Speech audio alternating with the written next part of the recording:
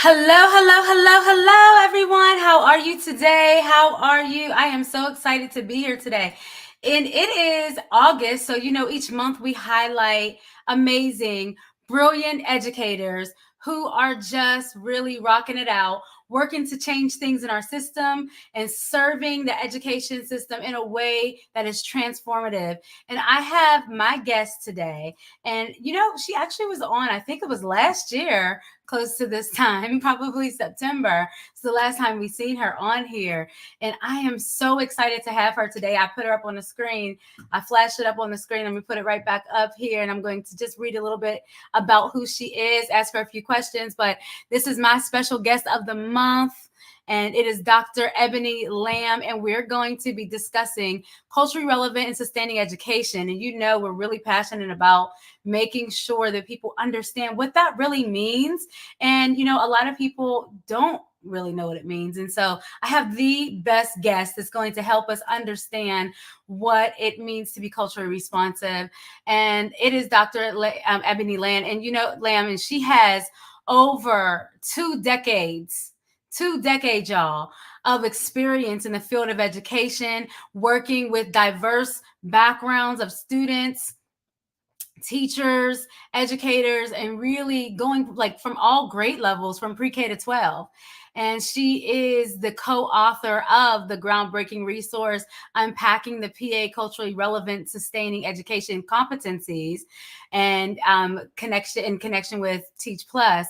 So I am so happy to have her here because she has created something that I believe that like all educators need on all fields, everywhere, to understand what it means to be culturally relevant and to unpack that. And so we're going to talk about all of that today. You're going to get a special gift today from her, and we're so excited about the special gift.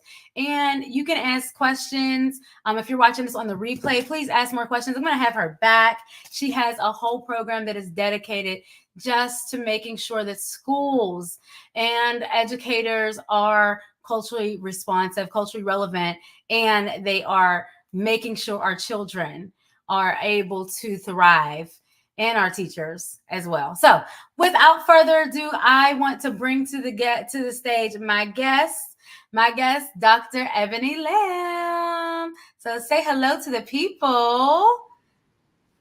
Hey, Queen. Hello, everybody. Queen, thanks for having me. Absolutely. We're so glad to have you. I know you've been busy. You've been working on a lot of great things, and I'm so excited to talk about it today. And I want to know a little bit about your passion for this work and what you're doing.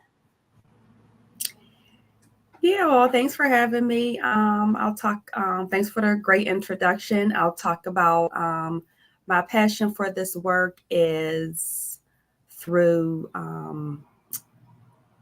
first of all, making sure that our students, in particular our Black students, are learning and thriving in schools and learning environments, just as well as our students should be thriving, or teachers should be thriving as well. And I think when it comes to education, people focus so much on what's happening in the classroom and getting students in the classroom that they forget teaching and learning doesn't happen does not start when students enter the classroom. Teaching and learning starts way before that first day of school, and it starts with teachers being prepared and being culturally competent to teach students who are in front of them, which more than likely those students do not look like them. Mm, mm. Wow. Interesting. So, do you think that there is a lack of preparation for teachers that occurs from year to year? What's the problem? What's the pain point that we're finding? Absolutely, I do think there's a lack of preparation. For a better word, there's just no preparation for Mm, teaching students. teaching Black students, in particular, Black and Brown students, and more so teaching students as we're heading into um, another era where we have a whole lot of different things that really didn't exist 5 years ago or 10 or 20 years ago. So we're still teaching the same way from 30, 40 years ago. And so Mm. our teachers aren't being prepared not only how to teach children, but also being culturally relevant as well. And that's where we're failing our students as well as our teachers. Mm. Break that down for us when you say not what it means to be equipped culturally relevantly. What does that mean? What does that really mean? Especially as teachers are going back Mhm. into the schools, into the classrooms. Right. Um, some people may be aware that Pennsylvania Department of Education passed a mandate that culturally relevant sustaining education, professional development needs to be implemented in public schools and also colleges and universities in Pennsylvania. And in Mm. some states, school districts are already implementing culturally relevant education. So all students, regardless of race and identity, deserve to be taught in an inclusive, diverse environment that also is welcoming and safe, right? And they can learn not just the core academics, but also learn from each other and about each other. And that includes the teacher as well. And we have found that, I mean, there's research on it, there's data on it, that we're not doing that for our students. Mm. Wow. So I love that because when I was wondering like, what's the problem with this? What is happening? You hit the nail on the head when you talked about, there things have changed Mhm. throughout the decades, throughout the years, and yet sometimes our practices or our teacher preparation isn't changing fast enough, or and it's Mhm. not helpful to send teachers into the classroom and they don't feel prepared. And so one of the reasons why many teachers are leaving and burnt out, they're not prepared. And Mhm. you're absolutely right that there are other states. It is a problem because in all different types of states, probably everywhere.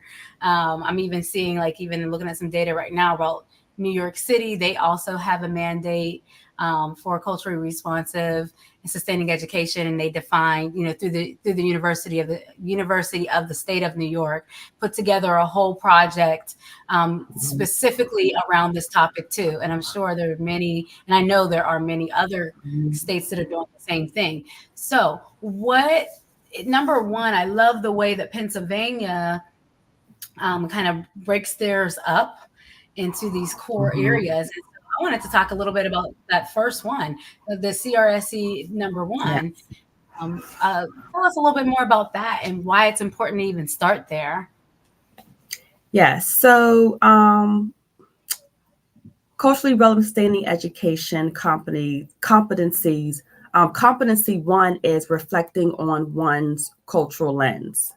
Mm, So it's the opportunity for the teacher or the adult in front of the student to do some reflection on their own cultural lens as far as their identity, race, their biases, their stereotypes, because all that comes into play when you're in front of students, especially students who don't look like you. That plays a part in your teaching and how you're teaching and how you're getting information across to your students. mm, mm. Wow. And it's about how the adult in front of the students, how they view the world. Because if they're coming in with a specific bias, judgment, and opinion about how they view the world and the people who are in the world and the type of people who are in the world who are sitting, who are students who are sitting in front of them, you can just imagine how those different biases play out during their teaching in the classroom. And that could negatively impact our Black and Brown students or students with disabilities or students who English as a second language, or students who know multiple languages, but they're in the classroom, they may be perceived as not knowing English or not knowing as much as people whose language is English language is their first language. Mm, exactly. Yes, I definitely agree. One of the things I heard you say was really thinking about being prepared from understanding multiple perspectives. Kind of like that kind Mm-hmm. of came to me whenever you were thinking, when you were talking about like how you view your perspective, that's how you're going to pretty much teach. And, Right. and so we really have to be effective in our teaching practices. And I know sometimes we are like, okay, we just have to control the class, or okay, I just got to get in there and set up the classroom lovely and make it look nice, and make sure that I'm following the curriculum and all those different things. Mm-hmm. And it's not that they are not; those things are not important. But the most important, the most effective way to start and to teach is to really understand, like you said, Mm-hmm. yourself, your biases, your lived Right. experience, and really evaluate, how am I situating myself in a space Right. with young people that I am leading, and how am I really being responsive to who they are, and relevant to who they are, their cultures, and how am I creating an Mm-hmm. atmosphere of of us all doing that, like in the whole classroom, Right. like being culturally aware of our own selves, and then how we come together. We as the leaders, as teachers, really do you agree with this? Do need to teach that and model that, Right. right? To the students too, that to understand our own cultural lens. If we don't do that, how do we expect the children to do that, and be able to have a year full of um, just I don't know if the word is for it, but I loved when I would go into my classroom and I wasn't so worried about, oh my gosh, can I do all this stuff? Even though I was, but I wasn't so worried about it. I was able to say, okay, who is coming into my space? What Mm-hmm. do I know about them? What don't I know about them? How am I going to respond when, you Right. know? So, really understanding, what are my triggers? What are things that I've learned? What Right. might Right. happen with children? So you're so right. Like Right. having that lens and that number, is really necessary. Right. I believe that as well. I know as teachers, and we both have been teachers for decades. And I know teachers are going back into the classroom. And as teachers, the number one mistake we make is that we get so caught up in what we're going to teach, the lesson plan, the curriculum, and maybe some of us, the pacing. I never worried about the pacing. Um, that we we forget about, some of us forget about building relationships. Building Mm, relationships is very important, but I I believe that before getting to build those relationships, that's mhm, where competency number one is so important, because you have to know who or you coming into the classroom as that classroom teacher. You have to be aware of yourself, your beliefs, what you mhm, do personally and professionally. Then, once you're aware of those beliefs and come to terms with it, instead of maybe denying it, or um, some people in and out of education say, well, that doesn't matter. But it definitely does, because that affects how you build relationships with your students. And another myth is that, well, we only have to spend the first month of building relationships and then we focus on content until June. That's another mistake teachers make. Building relationships happen all throughout the school year. And I know when I was in the classroom, a lot of teachers around me in different schools that I were in were only focused on building those relationships or getting to know you activity during the first week. Then after the first week, that all disappears. Well, that's not going to work because we have kids in front of us. Kids want to be seen, they want to be heard, they want to be listened to, and they want to learn from you and from each other, and they want to talk about themselves. So that building relationships have to occur throughout the whole entire school year. Mm, absolutely. Absolutely. And I think that if we are able, like you said earlier, with that competency one, to really get in tune with ourselves, all everything else follows in line, right? Like we Right, really don't have to feel like we just have to go with the flow and just right. do all this paperwork and everything can get in the way. All like you may not know who's in front of you and understand their culture or anything like that, but when you understand who you are and how you can effectively show up right from the start, that you're actually going to draw the children in, the students in, just by being the best of yourself, just by making sure that you've checked your own biases, you've set up an atmosphere where we are all learners in the Right, space. So right, I right. love Setting up that. that setting up that classroom atmosphere, Hmm. not just before Labor Day, and Come on. then not just before Labor Day, then after Labor Day, you want to do focus on curriculum and tests throughout the whole school year. I mean, you Hmm. can see what type of crisis that we're in right now, and we've been doing that for so many years. And the data research and real practice is showing us that it's not working. You keep focusing on what you, the adult, the teacher, the administrators want to focus on. You're not listening this listening to the students or even paying attention to what the students need. A lot of adults, teachers think that education, school is about them, and it's not about you. It's about the students. Hmm. So while you're coming into the classroom wanting to teach a certain lesson, or you want to stay on a certain pay schedule, or you want to focus on a certain curriculum, the kids coming into your classrooms, they're worried about, well, who can I talk to? How can the lesson be focused on me? They're not worried about your lesson or your curriculum or your pacing. These are Mm. human beings, so you have to treat them like human beings. Kids are not worried about what lesson you're going to teach and what test you're going to give them. Because if you can see, even from, I could talk about the standardized tests, um, look at the results. We keep doing the same thing. We're getting the results.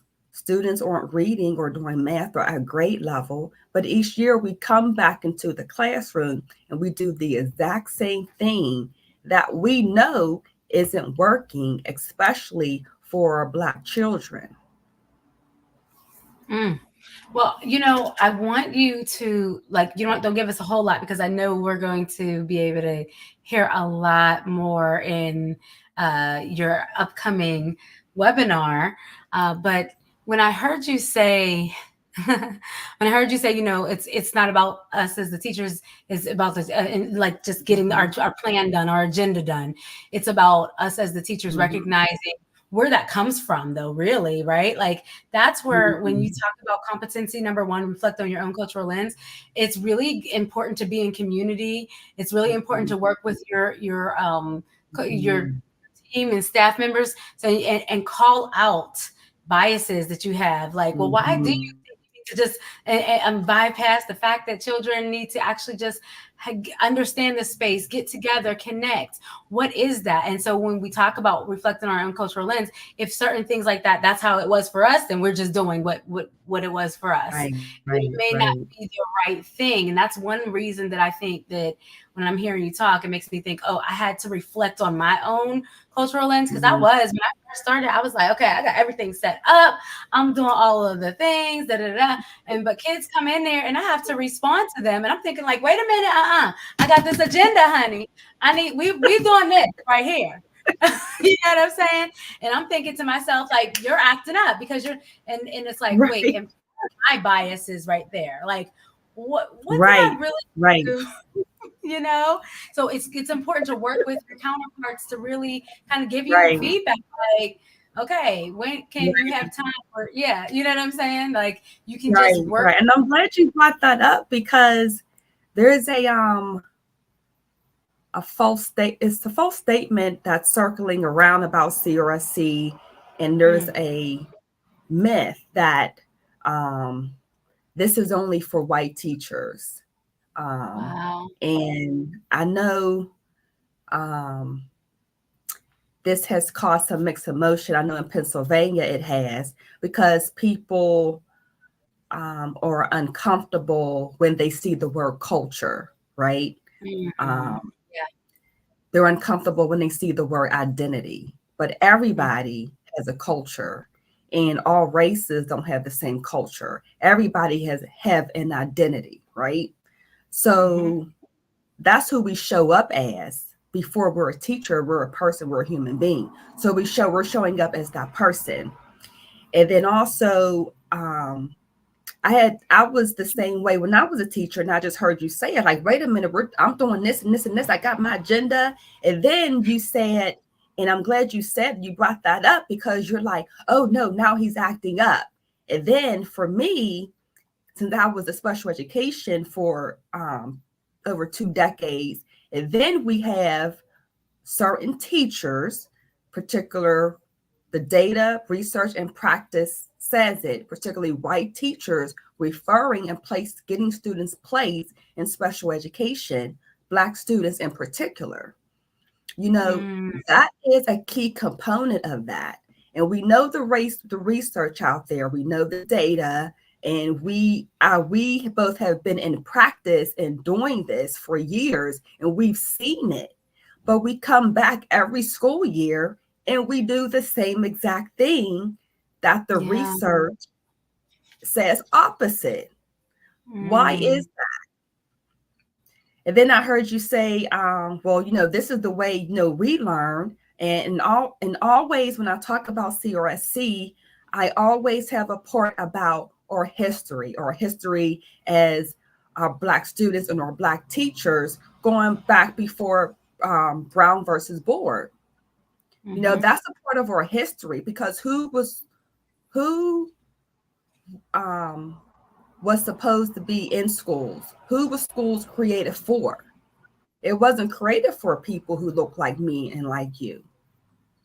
Mm, So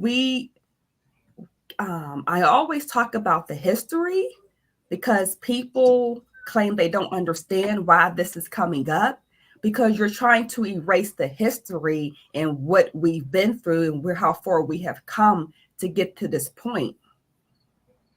mm. And so you mentioned uh Brown versus Board, and talking about like um, the 14th Amendment. um, there's so many things that have happened, and I think that it's really important that we stop and understand Mm-hmm. our history and what Brown versus Board was for, what happened as a result of Brown versus Board of Right. Education. Board of Education was for the things that got worse, even when it was supposed to get better, and Mm-hmm. further like the segregation. I think we need to study those things as educators in our preparation to stop things that continuously happen, or that whole like smoke screen of, okay, yeah, now we're all equal and equitable, and everything's equitable, and it's not really. Mm-hmm. And mostly it goes back to the history of like, oh well, at least we're not segregated anymore. But I think what I'm hearing you say is that there's it's even beyond when we talk about culturally responsive teaching, is even beyond like, okay, it's race, but it's also like a mindset, it's a practice. Mm-hmm.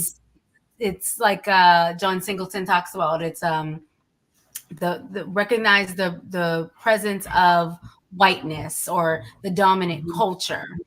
And so if we don't understand what that really means and really break that down, then it's going to be hard to navigate through the school year and Mm-hmm. to actually recognize our own cultural lens and actually work with the children in ways we need to work together, all of us, right? Right. It's really hard when we don't really understand and we just go like, oh yeah, that's over, or that this is Mm-hmm. not that real, it's not that deep. But there are Right. things that we've got to address, especially we have to address, especially with newer teachers and this new generation of teaching and learning, because lots has happened even beyond us not being segregated Right. in school. So, what I want to talk about individual and how we as individuals must do our own work, Yes. and how when we come together in schools, we're able to participate in the training and development and the growth of understanding what it really means to be culturally responsive, because we've done our Mm-hmm. own work. And that first thing is reflecting on our own Mm-hmm. lens. What are our biases? What are our biases? Have we had conversations where people called stuff out to us and said, you know, that actually is not okay to say. And if you're saying that to me, like, and you're saying in the classroom, if we don't Right. have those conversations and we can't feel comfortable enough in the school space and in our professional developments to say, hey, like, you know what? I used to think, but now I think, now I see that that's not all black cultures are the same, and not all white Right. like I used to think. We've got to have those types of things in our trainings, because it does break the ice, and then we actually can go and be a lot more effective in the school system with our children, because we hurt and harm them with our own Mm-hmm. biases, and we know that we're doing that. So we've got to have those conversations. We've got to go deeper, and we understanding who we are, what we bring to the table, what are the negative things that we bring to the table to keep Right. the status quo going, Right. because we all are in and have been assimilated to these Mm-hmm. systems. And so as lots of things are getting better, but we have to unlearn so that we can shape better a better way forward. So we have something, you have something coming up. And so I don't want to give all the things away, but is there any other points that you want to bring out, and anything else you want to share? Um, yes, I do want to say, at the beginning of the session, you asked about my passion, and you mentioned something that my passion is coming from the school systems intentionally harming and hurting Black children. Mm, And I say intentionally because I keep saying, and we keep reading, there's research out there, there's data, there's real practice that teachers are doing, and we have data from that what we're doing mm, intentionally on a daily basis is what the mm. research and data is saying we should not do, but we keep doing it. So we're Oh, wow. intentionally harming Wow. Black students, right? And then Wow. I have to question all the time. I know in Pennsylvania, but across the nation, our students are being taught by who? Mostly white teachers, in particular white female teachers. So now I have to ask the question, do you even care? And if you don't, why are you still in these schools? Hmm. Interesting perspective. Wow. Uh, do you think that people recognize that it's like, 'cause, I mean, you're the courageous educator, honey. I already know.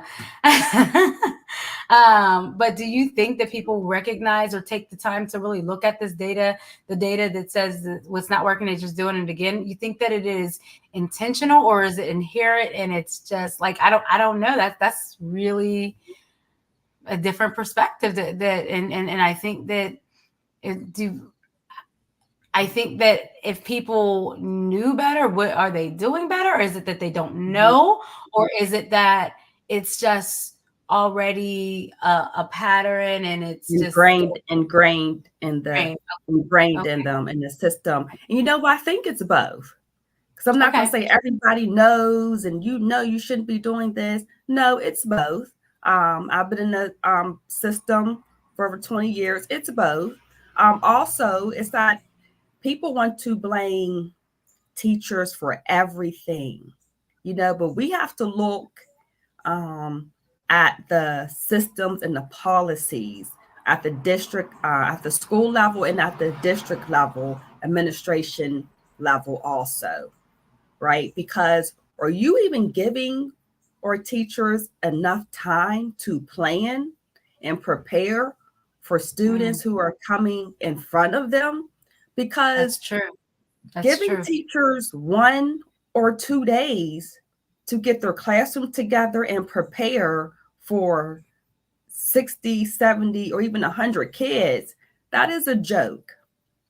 The Right. teachers Okay. can't do Right. that. I see. So it's not, the teachers can't even prepare for their classroom in time to get ready to prepare for a lesson in time. Mm, And then for at the district level, what professional developments are being given and trainings are being given to teachers?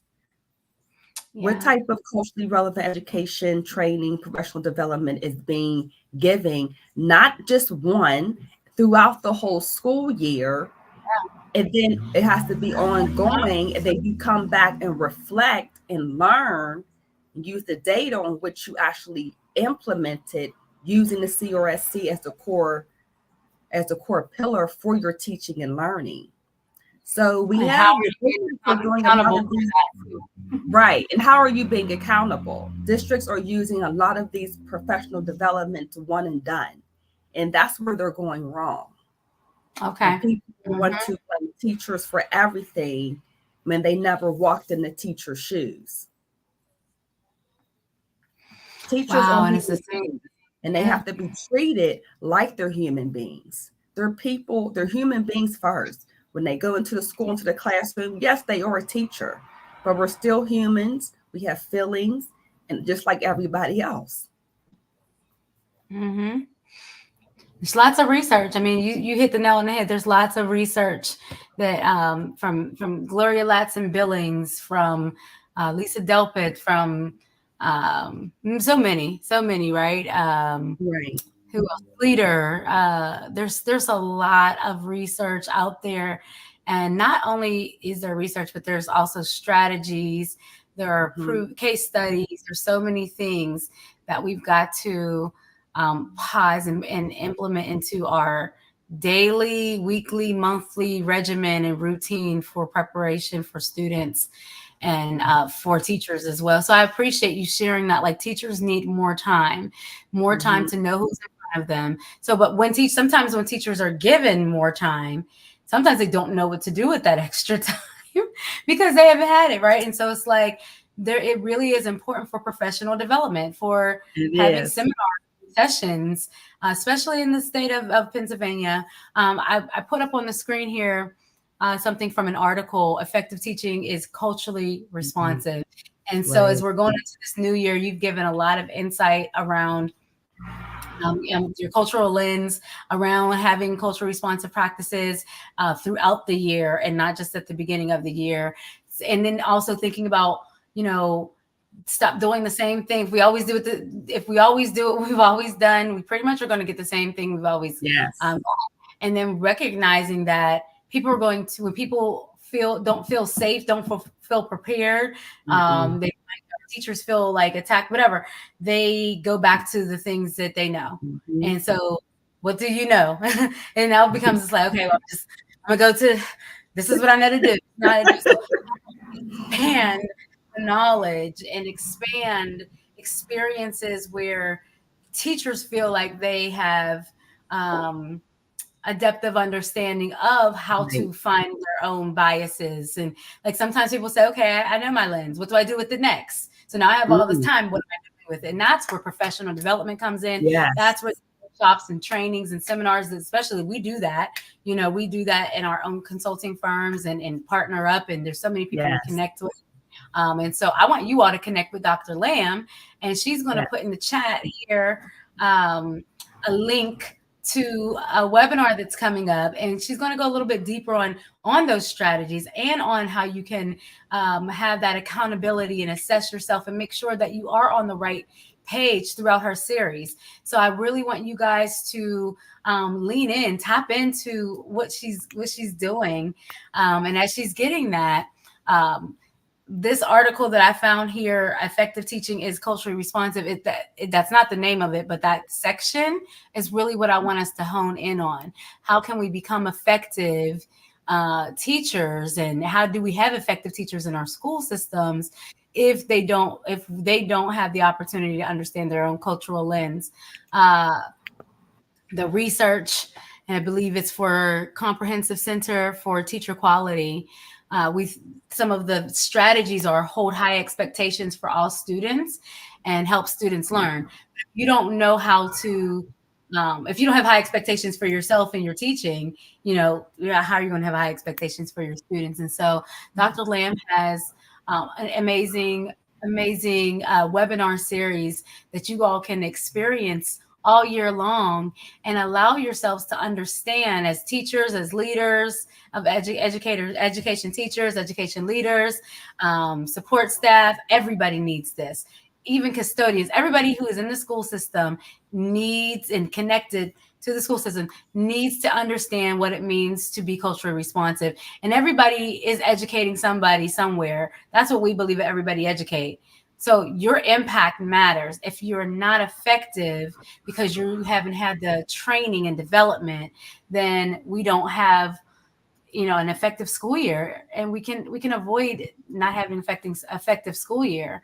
So here is the link. I'm going to go ahead and put this link in the chat for you guys, and just talk to us a little bit about what they can expect from this wonderful webinar coming up in September. Yes.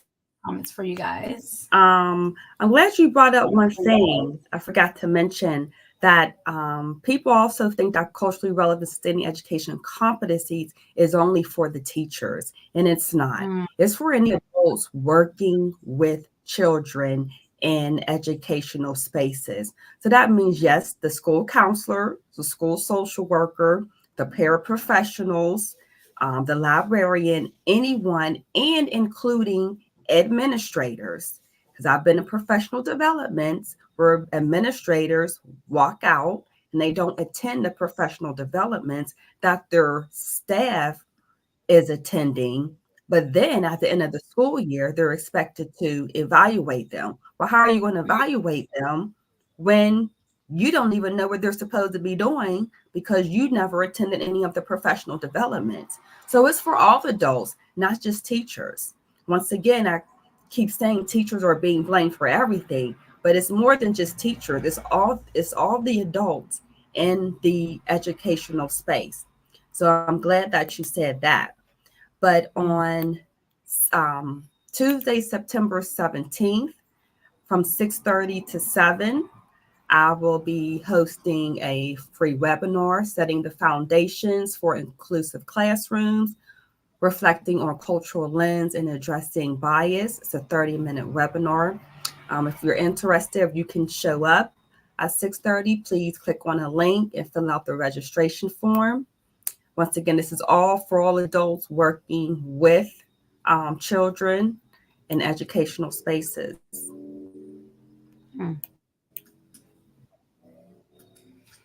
Thank you. You guys see, I put in the chat. So go ahead and click on that link in the chat. I put it in the comments there for you. I'll also put it back up here so you can click right on that link. Here it is on the screen as well. You don't want to miss this, and I'll tell you why. You matter. Okay. You all matter. Your professional development matters. Your personal development matters. And the way in which you decide to support those who you are impacting or serving, it really does matter that you are well equipped, not just with knowing the standards. Standards are important, but the Mm-hmm. biggest standard that you want to have is the standard of coming into a space, being able to be culturally responsive, being able to navigate a space full of diverse children, diverse backgrounds, races, ethnicities, and be able to effectively teach and effectively offer a whole experience that children will always remember, that is positive and helps them build up to be the best that God has called them to be.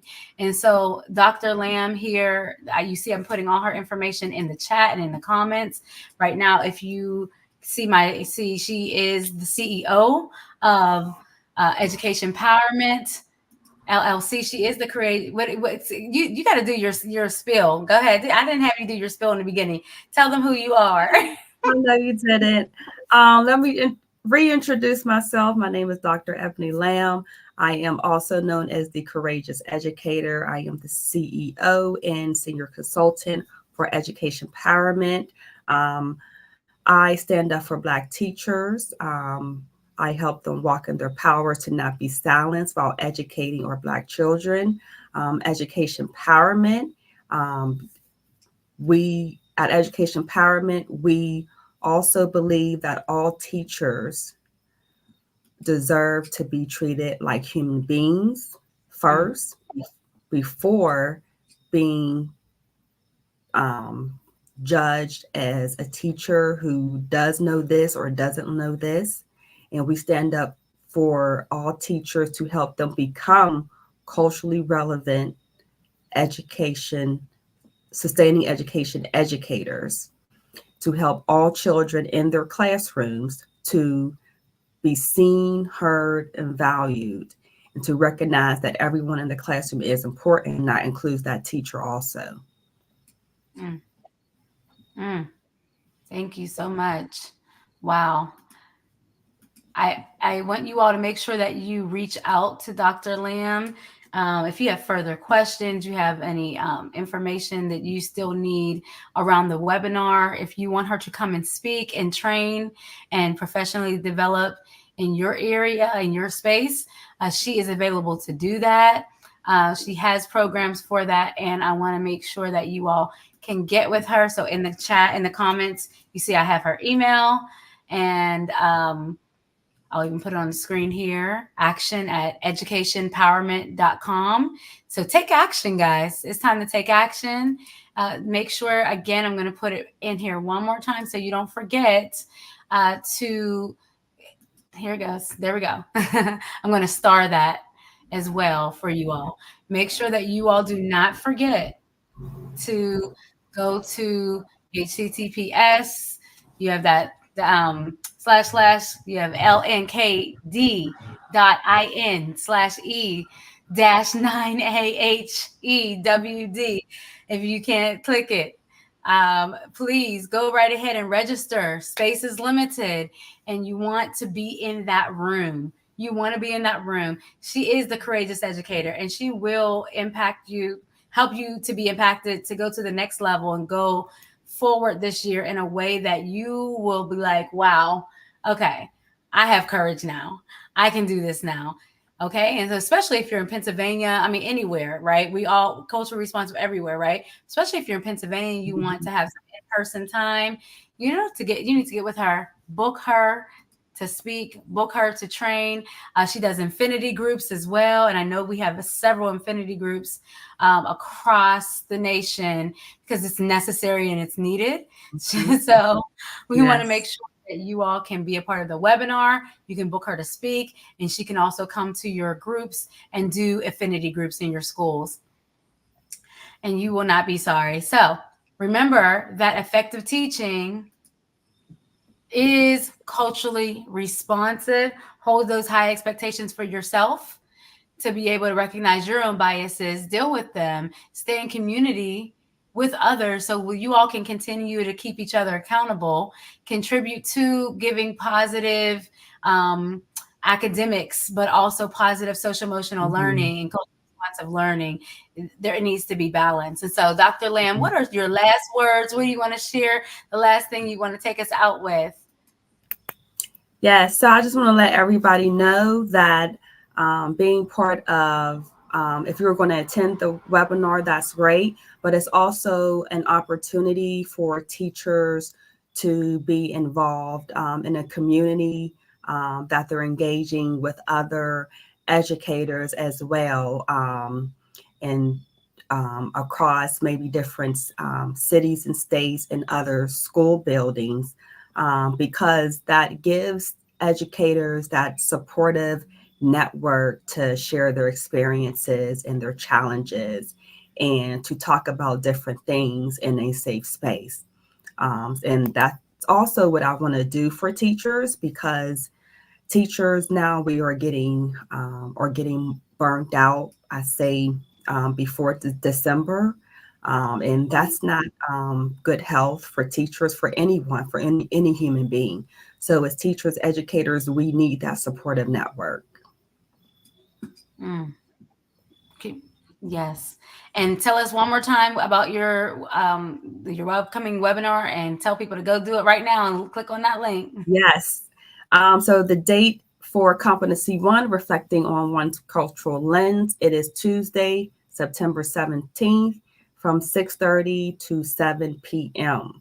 So go ahead and click the link, fill out the registration form. Once you fill out the registration form, you will receive a Zoom link to attend for Tuesday, September 17th. Absolutely. Yes. All right, guys, you heard it here first. And you don't want to miss out on the work that is going to skyrocket you to the next level this year. So we're super excited with Dr. Ebonie Lamb. And I didn't even tell you, I am Robin, the Queen Educator, and I am so excited to be able to host the Brilliance of Dr. Lamb today and be able to be a part of this. I already registered, honey. So y'all go ahead and register. Don't forget, I'm going to put it in the comments one more time. And if you are in need, again, of support, we have your back. We can support you and your teachers and your classrooms. So this year will be an amazing year. Let's keep moving. Let's keep moving. All right, guys, we thank you so much. I'm going to put on this closing video. We also have some things coming up as well. So thank you, Dr. Lamb, for being here. Thank you. And we yes, it's super exciting. Thank you so much, Dr. Lamb. Guys, Thank give a you. hand for my guest today. Thank you so much. We are looking forward to your work. All right. We are so excited, guys. Thank you so much for tuning in with us today. You have really been learning a lot of tidbits from us when we come on here. And so being live with my guest today just makes me so happy, because I know that our school years are going to be much better after these experiences. And I know that you're going to be effective teaching because you have the best of the best. All right. And if you are an educator and you also are a CEO or entrepreneur, you can also join us in our upcoming academy. There's only a couple more spots left, and the next one's not until the winter. And so go ahead and watch this video. And before I show you this video, I definitely want to just put this flyer up one more time for you guys. Not the flyer, the action at educationempowerment.com. Please go ahead and make sure that and I put it in the chat for you. Please make sure that you click on that link, and also the link, and I'm putting it one more time, just in case you're just tuning in, one more time, to register to get your space in the webinar, the Competency 1, Reflecting on Your Own Cultural Lens. Got it? Let's do it. Let's do it. Let's do it. Okay. We're super excited. And don't forget to sign up right now. Right now. Go ahead. Do it right now. Right now, everybody. I need you signing up right now. Here goes the link, and it's in the chat. Okay. All right, guys. I'll see you there. And I am signing off.